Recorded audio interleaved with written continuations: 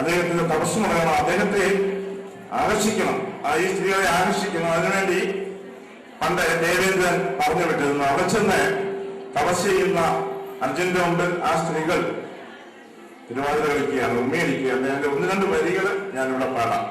അതിന്റെ സാരാംശം ഞാൻ പിന്നെ പറയാം. തപസ് ചെയ്യുന്ന അർജുന്റെ മുമ്പിൽ ചെന്ന് ദേവസ്ത്രീകൾ ഒന്നടങ്കം ഉമ്മയടിക്കുകയാണ്.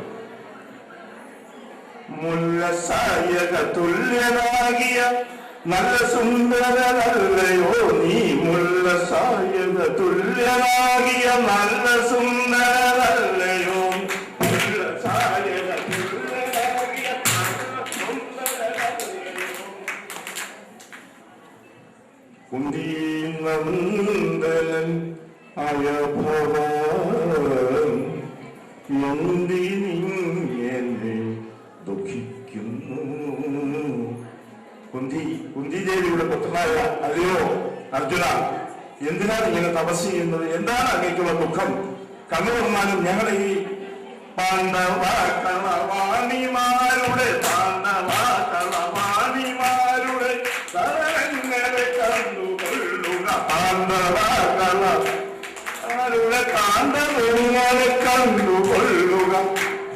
ഇത്രയും പറഞ്ഞ് അവരങ്ങനെ ഉന്നയിക്കുകയാണ്. കാരണം അർജുന്റെ തപസ് മുടങ്ങണം. എങ്ങനെയും അർജുന്റെ തപസ് മുടക്കണം. അതിന് തപസ് ചെയ്യുന്ന അർജുന്റെ മുമ്പിൽ ദേവസ്ത്രീകളെ ഉമ്മിയിരിക്കുകയാണ്.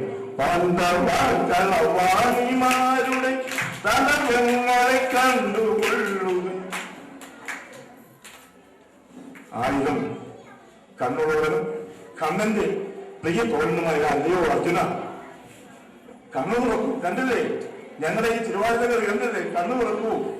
കണ്ണുകളായിരം ഉള്ളവനും കണ്ണുകളായിരം ഉള്ളവനും കണ്ണനും അയ്യപ്പവനും. അല്ലയോ അർജുന, കണ്ണു തുറന്ന് ഞങ്ങളെ കണ്ടാൽ കണ്ണടച്ചട പിന്നീരുള്ളൊരു കണ്ണടച്ചട പിന്നീരുള്ളൊരു പെണ്ണുങ്ങൾക്കതിതെന്നമയ്യോ കണ്ണടച്ചട പെണ്ണുങ്ങൾക്കതിതെന്നമയ്യോ. വീണ്ടും അവസാനം ഒരു പറയുന്നുണ്ട്, ഈശസേവയിൽ ആശ വേണ്ട. അർജുന, എന്തിനാണ് ഭഗവാന്റെ നീ സേവ ചെയ്ത് ഭഗവാനെ ഭരിച്ചാൽ ഒട്ടും ആശ വേണ്ട. നോക്കൂ, ഞങ്ങൾ ഈ തിരുവാതിരകളിൽ നിന്നു നിന്റെ തപസ് മുടക്കൂ. ഈശസേവയിൽ ആശ വേണ്ട സുരേശനന്ദന ക്ലേശമയ്യോ. ഈശസേവയിൽ എന്തിനാണ് ഭഗവാനെ ഭരിക്കുന്നത്? നോക്കൂ, ഞങ്ങളുടെ പെണ്ണുങ്ങളെ നോക്കൂ. ഞാൻ പറഞ്ഞു വന്നത്, പണ്ട് ഭഗവാന്മാര് അല്ലെങ്കിൽ കാമദേവന്റെ, ചേച്ചി പറഞ്ഞായിരുന്നു, കാമദേവന്റെ ഒരു പരിപാടി ഉണ്ടായിരുന്നു.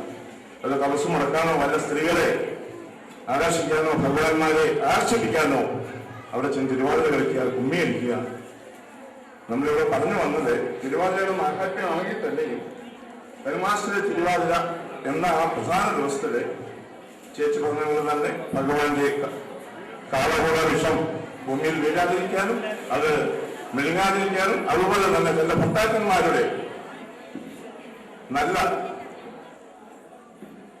ഉയർച്ചയ്ക്ക് വേണ്ടിയും ആയുസ്സിന് വേണ്ടിയും ആണ് ഭാര്യമാര് തിരുവാതിര വ്രതം എടുത്ത് അന്ന് കല്യാണമൊന്നും കഴിക്കാതെ ധനുമാസത്തിലെ തിരുവാതിര ആചരിക്കുന്നത്. സ്ത്രീ പ്രധാനമായ കലാരൂപം പഴയ കാലത്ത് സൗഹൃദത്തിന്റെയും സഹകരണത്തിന്റെയും കൂട്ടായ്മയുടെയും സ്നേഹത്തിന്റെയും ഒക്കെ പൗർണമി വിരിയിച്ചിരുന്നു. വിഘ്നേശ്വരനായ ഗണപതിയെയും വാഗ്ദേവതയായ സരസ്വതിയെയും ഗുരുവിനെയും സഭയെയും ഉമാകാന്തനായ ശിവനെയും ഫലിതരസപ്രധാനമായ കൃഷ്ണകഥാപാട്ട് എന്നിങ്ങനെ താമരക്കുട ഉപസഭയുടെ അഭിമാനമായ അന്തർജനങ്ങൾ അവതരിപ്പിക്കുന്ന ഈ തിരുവാതിര കളിയെ ആസ്വദിക്കുക, അവരെ പ്രോത്സാഹിപ്പിക്കുക.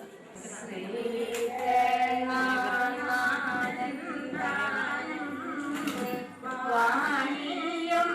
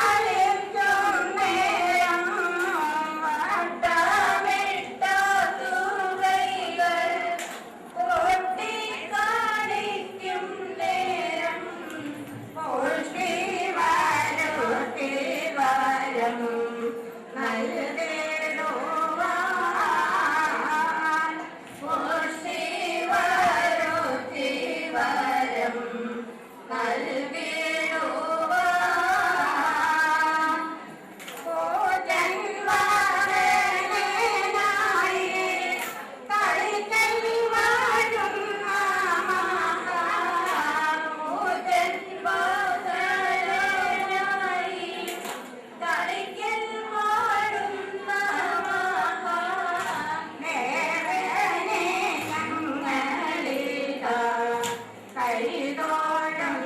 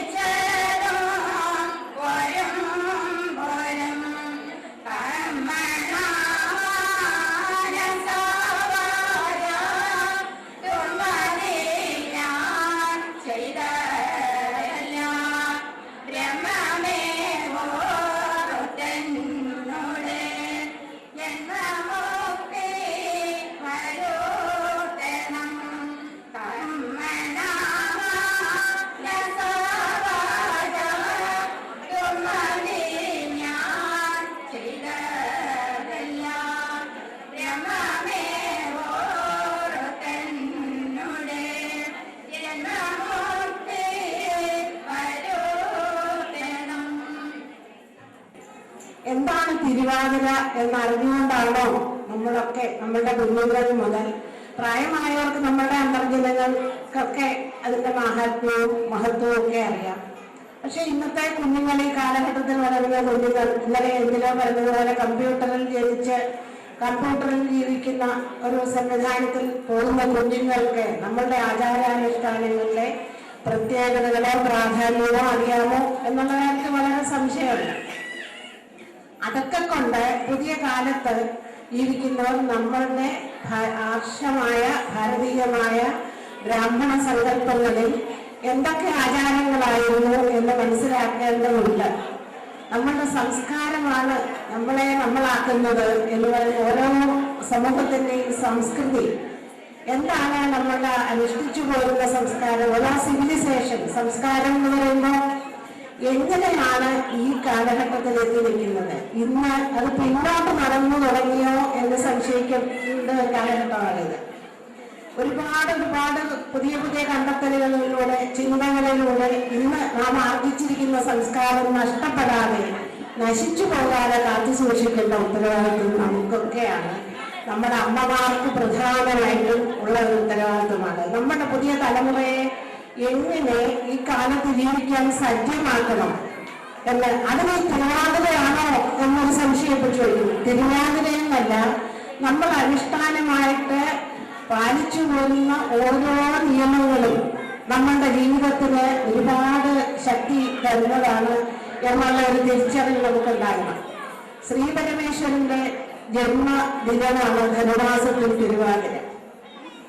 അതിനെ നമ്മൾ എങ്ങനെ സാമൂഹ്യമായ ഒരാചാരമായി, അനുഷ്ഠാനമായി, ആഘോഷമായി മാറ്റിയെടുത്തു എന്നുള്ളത് ആലോചിക്കുമ്പോഴാണ് നമ്മളുടെ കുടുംബ ബന്ധങ്ങളിൽ അത്യാവശ്യമായി ഉണ്ടായിരിക്കേണ്ട ചില മാനസിക ഭാവങ്ങളിലേക്കാണ് അത് നയിക്കുന്നത്.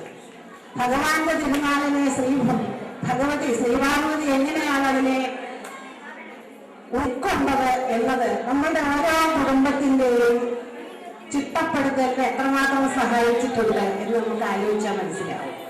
ഭഗവാനെ ഏറ്റവും പ്രധാനപ്പെട്ട ഒരാളായിട്ടും അദ്ദേഹത്തിന്റെ കഴിവുകളെ, അദ്ദേഹത്തിന്റെ ഈശ്വരപരമായ നിലപാടുകളെ ഒക്കെ എങ്ങനെ ഭഗവതി പ്രോത്സാഹിപ്പിക്കുകയും ഒത്തുചേർന്ന് നിൽക്കുകയും അതിനെ ഒരു ഏറ്റവും ലോകം ഇന്ന് ആദരിക്കുന്ന ഒരു സ്ത്രീ പുരുഷ സങ്കല്പമാണ് ശിവപാർവതി സങ്കല്പം. അതെങ്ങനെയാണ് ഈ കാലഘട്ടത്തിൽ നമ്മൾ ഉൾക്കൊണ്ടുവരുന്നത് എന്ന് ഈ തിരുവാതിര ആഘോഷ ദിനത്തിൽ നമ്മൾ തീർച്ചയായിട്ടും ആലോചിക്കേണ്ടതാണ്. കുടുംബ ബന്ധങ്ങളുടെ ശക്തി കുറഞ്ഞു പോകുന്നതാണ് ഇന്ന് സമൂഹം നേരിടുന്ന ഏറ്റവും വലിയ പ്രതിസന്ധി. അതിന് ഇത്തരം ആചാരങ്ങളുടെ